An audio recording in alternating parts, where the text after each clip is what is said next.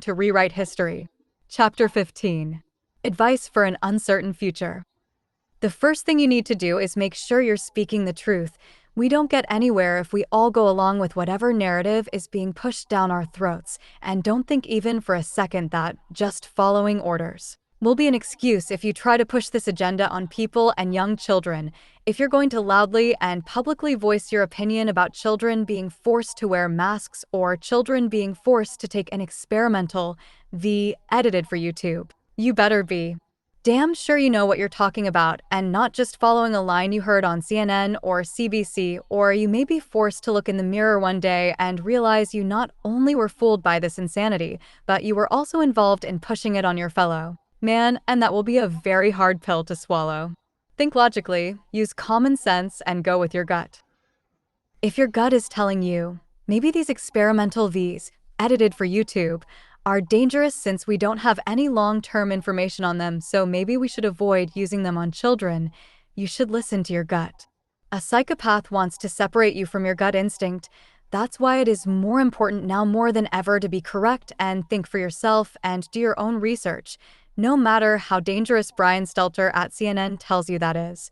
Yes, he actually said that doing your own research is dangerous, and he has thankfully been fired during the writing of this book.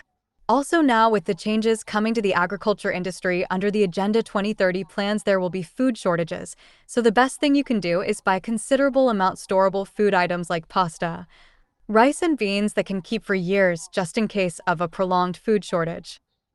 As we see now in Europe, there is a major energy shortage that will cause complete mayhem with people unable to afford to heat their homes and businesses, and it will not be long before that same type of issue will affect Canada and the USA, as we see already states like California trying new ways to control how much power people are using at their homes. So without a doubt, the climate crisis is the next phase of the Agenda 2030 plan to control us and take our rights away while reducing our quality of life. So items that can help you in this regard, like axes to cut wood and wood stoves/heating lamps, will be items that you will want to make sure you have.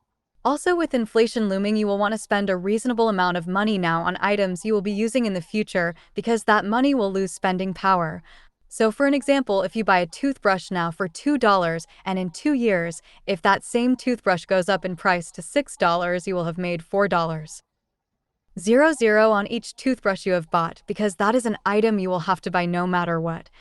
So this might not sound like a lot of money, but when you consider the total amount of inflation on everyday items from deodorant to toothpaste to cleaning products, the difference between buying them now and buying them in 2 years is going to literally be thousands of dollars you will save yourself. Also, I think investing in physical gold is a good idea to help reduce your losses. If the dollar loses a large amount of its value, invest in hard assets that will have some value in the future, such as things that people would want or need in hard financial times. The most important thing we can do right is share information that will help others and try to inform them. I wrote this book because I felt obligated to do so after seeing so much evidence of crimes taking place and lies being told regarding the events surrounding the pandemic. I was forced to try to put it all together in one easy-to-read and short book. It's too much to tell someone all at once, so to compile it all in one short book that is not filled with confusing dots to be connected or big words that go over people's heads, I think is going to be helpful to people.